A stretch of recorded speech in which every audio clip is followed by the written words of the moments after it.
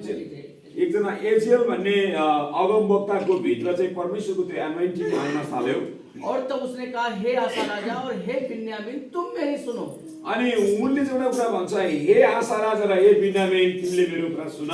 जब तक तुम परमेश्वर के साथ रहोगे, परमेश्वर तुम्हारे भी साथ रहेगा। जब तिमी परमेश्वरको साथमा हिँड्छौ त परमेश्वर पनि तिमीसँग रहनुहुनेछ। और तुम उसको ढूंढोगे तो तुमसे मिला करेगा। अनि जब तिमीले परमेश्वरलाई खोज्यौ भने चाहिँ तिमीले परमेश्वरलाई पाउनेछौ। और यदि तुम उसको छोड़ दोगे तो तुमको भी त्याग देगा। यदि परमेश्वरलाई तिमीले छोड्यौ भने परमेश्वरले पनि तिमीलाई त्याग्नुहुनेछ। और परमेश्वर का हम धन्यवाद करते हैं परमेश्वरलाई हामी धन्यवाद दिन्छौं कि आज परमेश्वर का वचन सिखाने के लिए इंडिया से लोग यहाँ पर आए हुए हैं। अनि परमेश्वरको वचनलाई सिकाउनको लागि हामी इन्डियाबाट नेपालमा आएका छौं। और आप उसको ढूंढोगे तो वो तुमसे मिलेगा। आज परमेश्वरलाई तपाईले खोज्नु भने परमेश्वर तपाईले पाउनुहुनेछ। और परमेश्वर तुम्हारे साथ साथ तुम्हारे साथ रहेगा। परमेश्वर तपाईको साथमा रहनुहुनेछ। क्योंकि परमेश्वर को हम कितना जानते हैं वो बात हमें मालूम होना चाहिए। परमेश्वरलाई हामीले चाहिँ कति नजिकबाट कति चिन्छौं भन्ने कुरा त्यो चाहिँ हामीलाई थाहा हुनुपर्छ। भला होता क्या सारे चर्च के लोग यहाँ पर परमेश्वर के वचन सीखने के लिए लोग आते। राम्रो हुन्थ्यो कि सबैजना मण्डली परिवार परमेश्वरको यहाँ वचन सुन्नको लागि आएको भए। मगर लोगों ने क्या किया, परमेश्वर के वचन से ज्यादा जो है अपने काम को और अपनी चीजों को उन्होंने तवज्जो दिया। अनि मान्छेले चाहिँ आजभोलि परमेश्वरको वचनलाई भन्दा पनि आफ्नो काम व्यवहार धन्दालाई बढी प्रायोरिटी दिन थालेको छ। और यही कारण है कि वो प्रार्थनाएं करते हैं और परमेश्वर उनकी प्रार्थनाएं नहीं सुनता है। त्यसै कारण त धेरैले प्रार्थना गर्छन् तर परमेश्वरले उत्तर उनीलाई दिनुहुन्न। क्योंकि हमेशा जो बेटा होता है वो अपने बाप से सीखता है।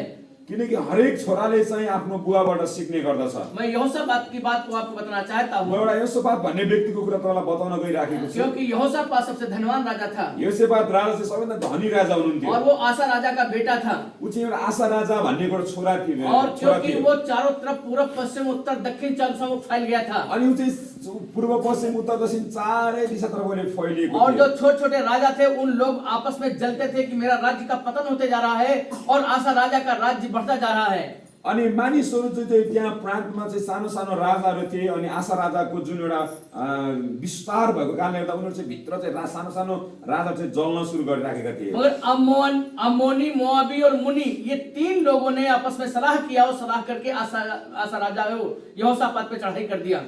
अम्मोनी, मुनी अनि अहोबी भन्ने चाहिँ तीन जातिहरू थिए। अनि ती राजाहरूले चाहिँ जुन आशा राजामा चाहिँ यहोशापातलाई चाहिँ हमला गर्न सुरु गरे। और जब यहोशापात को ये बात पता चली कि चारों तरफ से मेरे राज्य को घेर लिया गया है। अनि यहोशापात भन्ने राजालाई चाहिँ एउटा कुरा थाहा भयो कि चारै तर्फबाट चाहिँ मेरो राज्यलाई चाहिँ घेरिसकेको छ। और यहोशापात ने क्या किया कि सारे अपने जो परमेश्वर का भय मानने वाले लोग थे, प्रार्थना करने वाले लोग थे, उनको सबको बुलवान संदेशा भेज दिया। यहोशापात भन्ने राजा चाहिँ एकदमै चलाक राजा थियो। अनि त्यसै कारण उनले चाहिँ परमेश्वरको भय मान्ने र परमेश्वरको वचनमा हिँड्ने हरेक मान्छेलाई कट्ठा गरेर चाहिँ प्रार्थना गर्न सुरु गर्नुभयो। और जैसे आज यहाँ पर आप एकत्र हैं, जसरी यहाँ तपाईँ एकै मन भएर आउनु भएको छ। और सबको उसने बुला करके प्रार्थना करना शुरू किया। अनि सबैलाई बोलाएर चाहिँ उहाँले प्रार्थना गर्न सुरु गर्नुभयो। और उसने परमेश्वर से प्रार्थना की। अनि उहाँले चाहिँ प्रार्थना गर्न सुरु गर्नुभयो परमेश्वरसँग। और यहोशापात राजा ने कहा कि हे राजा, हे परमेश्वर पिता, अनि यहोशापातले भन्नुभयो, हे परमेश्वर पिता, हम इसी भवन में खड़े होकर के, हामी यही घरमा चाहिँ उभिएर और इसी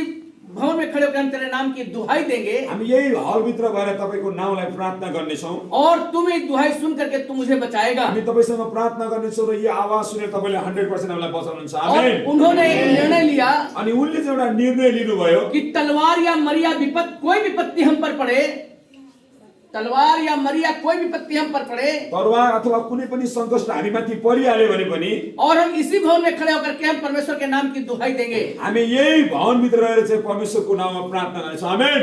और परमेश्वर हमारी प्रार्थनाओं को सुन करके हमें बचाएगा। अनि परमेश्वरले चाहिँ हाम्रो प्रार्थना सुनेर चाहिँ हामीलाई त्यो समस्याबाट बचाउनुहुन्छ। और यहोशापात प्रार्थना ही कर रहा था। अनि यहोशापातले चाहिँ प्रार्थना गर्दै थियो। और परमेश्वर का आत्मा भविष्यवक्ता के अंदर समाया। अनि परमेश्वरको आत्मा चाहिँ अगमवक्तासँग चाहिँ भित्र प्रवेश गर्यो। और परमेश्वर ने कहा, हे राजा यहोशापात, अनि परमेश्वरले भन्नुभयो, हे राजा यहोशापात, और तुम मेरी बात ध्यान धर करके सुनो। अनि तिमी चाहिँ मेरो कुरा ध्यान दिएर सुन। और तुम कल इनका सामना करने में तुम जाना। अनि तिम्रो चाहिँ इनको सामना गर्न जानु। और इस युद्ध में तुम्हें लड़ना नहीं होगा। अनि यो युद्धमा चाहिँ तिमी लड्ने छैनौ तर। और तुम यहोवा की ओर से खड़े होकर के अपना बचाव देखना। मात्रै तिमी परमेश्वरको नाममा मात्रै नै खडा हुनेछौ। और कल तुम इनका सामना करने के तुम जाना। अनि तिमी चाहिँ भोलि तिनीहरूको सामना गर्न चाहिँ जानु। युद्ध तुम्हारा संग्राम तुम्हारा नहीं, संग्राम यहोवा का है। अनि जुन एउटाको लडाई रणभूमि छ त्यो यो लडाई चाहिँ तिम्रो होइन, त्यो लडाई चाहिँ परमेश्वरको। आमेन। क्योंकि तीन तरफ से यहोशापात राजा के राज्य को घेर करके उन्होंने रखा था। अनि तीन तरफबाट चाहिँ दुश्मनहरूले चाहिँ यहोशापात राजालाई चाहिँ घेरेर राखेका थिए। इधर अम्मोनी थे, यो साइडमा चाहिँ अमोनीहरू थिए, और इधर मोआबी थे, यो साइडमा चाहिँ मोआबी राजा और थिए, इधर मुनि थे। यतातिर चाहिँ मुनिहरू थिए। और परमेश्वर ने क्या किया? परमेश्वरले के गर्नुभयो? और यहोशापात से कहा, यहोशापातलाई भन्नुभयो, यहोशापात तुम इनका सामना करने के लिए जाना, अनि तिमी चाहिँ यिनीहरूको सामना गर्न जानु, और परमेश्वर की ओर से तुम खड़े होकर के अपना बचाव देखना। अनि परमेश्वरको नाउँमा चाहिँ परमेश्वरको नाउँमा खडा भएर चाहिँ तिमीले बचाइ देख्नेछौ। क्योंकि यहोशापात को वो बात मालूम थी, अनि परमेश्वर यो यहोशापातलाई चाहिँ यो कुरा थाहा थियो कि जब उसके पिता के राज्य को जब 10 लाख लोगों ने घेर लिया था, अनि जब उसको बुवालाई चाहिँ 10 लाख मानिसहरू उसको राज्यलाई चाहिँ घेरेको थिए, और 5,80,000 लोगों ने 10 लाख लोगों को मार गिराया था। 5,80,000 जनाले चाहिँ 10 लाख जनालाई चाहिँ खत्म बनाएका थिए। क्योंकि यहोशापात ने कहा कि हमारा तो बस नहीं चलता, हमें क्या करना चाहिए? यहोशापातलाई थाहा थिएन कि अब हाम्रो बस हुनेवाला छैन, हामी के गर्ने? क्योंकि परमेश्वर ही हमें इस युद्ध में विजय दिला सकता है। किनकि यो युद्धमा विजय दिलाउन सक्ने केवल परमेश्वर मात्रै हुनुहुन्छ। और जब सुबह हुआ, अनि जस्तै बिहान भयो, और जो पवित्र आत्मा से शुभायमान लोग थे, अनि जो चाहिँ पवित्र आत्माको प्रेजेन्समा त्यहाँनिर खडा हुने व्यक्ति थिए, और उनको जो है यहोशापात ने आगे किया, अनि यहोशापात राजाले चाहिँ उनीलाई चाहिँ एउटा लिडर गर्न थाले, लिडिङ गर्न थाले, और वो लोगों ने ये गीत गाया, अनि त्यो व्यक्तिले चाहिँ एउटा गीत गाउन थाल्यो, यहोवा का धन्यवाद करो क्योंकि उसकी करुणा सदा की है। अनि एउटा गीत चाहिँ एउटा परमेश्वरको महिमा गर किनकि परमेश्वरको करुणा चाहिँ सधैँभरि छ। हालेलुया।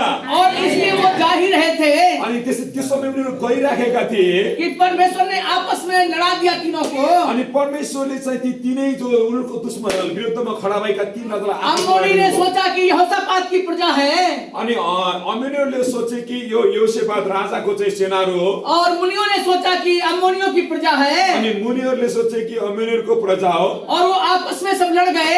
अनि आपसमा चाहिँ तिनीहरू चाहिँ लड्न सुरु गरे। और लड़ने के बाद में क्या हुआ? अनि जब लडाईको पछि के भयो कि क्या हुआ? आपस में सब मर मिटे। अनि सबै लड्दा लड्दै आफैमा सिद्धिए, खतम भए। और जब यहोशापात आगे बढ़ता है, जब यहोशापात अगाडि बढ्नुहुन्छ, और क्या देखता है? के देख्छ भन्ने कुरा, एक तरफ से सब लोथे ही लोथे पड़ी हुई है, अनि एक तरफ चाहिँ सबै कुरा खतमै भएर त्यहाँ लास भइरहेको थियो। और लिखा हुआ है कि 3 दिन तक उस लूट को यहोशापात लूटता रहा। अनि 3 दिनसम्म कन्टिन्यू त्यो कुरा चाहिँ यहोशापातले चाहिँ लिँदै रह्यो। क्योंकि संग्राम यहोवा का है, यानी कि लडाई र रणभूमि चाहिँ परमेश्वरको। मैं आपको बताऊं, अभी जिस मकान में मैं रहता हूं, अनि आज म तपाईलाई बताउन चाहन्छु जुन घरमा चाहिँ म बस्छु, और पास्टर साहब तो कई बार उस घर में जा चुके हैं। अनि पास्टरजी धेरैचोटि वहाँ गइसक्नु भएको छ, थाहा पाउनु भएको छ। वहाँ के मुख्यमंत्री ने निर्णय ले लिया कि ये चर्च हमको गिराना है। उहाँको युपीको मुख्यमन्त्रीले चाहिँ एउटा निर्णय लिनुभएको थियो कि यो चर्चलाई चाहिँ भत्काउनु पर्छ। और वहाँ के जो है जो यूनिवर्सिटी थी, वहाँ का जो बीसी था, और उसने भी निर्णय ले लिया कि हमको इस चर्च को, बिल्डिंग को गिराना है। अनि उहाँको जुन एउटा एक स्थानीय जुन एउटा सरकार र जुन एउटा म्युनिसिपालिटी नगरपालिका जस्तै थियो, त्यहाँको सबै कुराले चाहिँ त्यहाँको चर्चलाई चाहिँ भत्काउन स्वीकृति लिइसकेको थियो। मगर कि अनि सुन्नुहोस् है, हल्ला नगर्नु, यताउता कोही पनि यता अगाडि हेर्नुहोस्। हामी सबैजनाले चाहिँ मिलेर प्रार्थना गर्यौँ, और हमने कहा परमेश्वर इनके अंदर गड़बड़ी डाल दीजिए। परमेश्वर यिनी भित्र एउटा गडबडी हालिदिनु। और परमेश्वर ने ऐसी गड़बड़ी डाली, परमेश्वरले यस्तो एउटा गडबड हालिदिनु भयो। वहाँ के लोग जो थे, दूसरी पार्टी लोगों ने उसी रोड का जो है स्टे ले लिया। अनि जुन हाम्रो घर भत्काउनको लागि जुन निर्णय लिएका थिए, तिनीभित्र हामीले गडबडी डालोस् भनेर प्रार्थना गरिदियौँ र तिनको विरुद्धमा अर्को पार्टी खडा भएर बर्बाद गरिदियो। उधर पीडब्ल्यूडी ने रोड बनाई थी, पीडब्ल्यूडी ने अपना स्टे अलग ले लिया। अनि पीडब्ल्यू नाम भन्ने एउटा संस्थाले चाहिँ रोड बनाउँदै थियो, सरकारी रोड जो बनाते हैं वो उन्होंने अपना स्टे अलग ले लिया। अनि नगरपालिका ने, अनि जुन नगरपालिकाले चाहिँ त्यहाँनिर जग्गा के अरे रोड बनाउँदै थियो, तिनीहरू चाहिँ सिस्टम आफ्नो फेरि वापस गरे। नहीं, स्टे ले लिया। हाँ, स्टे ले लिया कि मतलब तुम बिल्डिंग नहीं बना दो। पनि परमेश्वर पनि तपाईको साथमा रहनुहुन्छ, और तुम उसको ढूंढोगे तो तुमसे मिला करेगा। यदि परमेश्वरलाई तपाईले खोज्नु भने उहाँसँग तपाईसँग मिल्नुहुन्छ। और लिखा हुआ है कि तुम उसको त्याग दोगे तो तुमको भी त्याग देगा। यदि परमेश्वरलाई तपाईले त्याग्नु भयो भने परमेश्वरले तपाईलाई 100% त्याग्नुहुन्छ, क्योंकि तुम परमेश्वर के जीवित बेटा और बेटी हो। किनकि तपाईहरु परमेश्वरको जिउँदो छोराछोरी। हालेलुया, हालेलुया। परमेश्वर आपको बहुत आशीष दे। परमेश्वरले तपाईलाई आशीष दिनुभएको होस्। और हम जानते हैं कि परमेश्वर हम जानते हैं जब से यहाँ पर प्रचार हम लोग कर रहे हैं, आप लोगों के लिए दुआएं कर रहे हैं, परमेश्वर आप लोगों को तरक्की पर ही लेकर के जा रहा है, इसलिए परमेश्वर को बहुत बहुत धन्यवाद। हामी यहाँ आइराखेका छौँ, प्रार्थना गरिराखेका छौँ तपाईँहरूको लागि पनि। अनि परमेश्वरले सबै कुरा असल बनाउँदै जानुहुन्छ, हाम्रो विश्वास छ, हाम्रो प्रार्थना पनि छ। और हमारे बीच में हमारे भाई गुजरात से हैं, हाम्रो बीचमा हाम्रो गुजरातबाट हाम्रो पाहुना हुनुहुन्छ। और आज वो परमेश्वर के संदेश को आपके बीच में वो प्रकाशित करेंगे। अनि आज चाहिँ उहाँले हाम्रो बीचमा परमेश्वरको वचनलाई चाहिँ तपाईँको बीचमा चाहिँ प्रकाश ल्याउनुहुनेछ। और आज परमेश्वर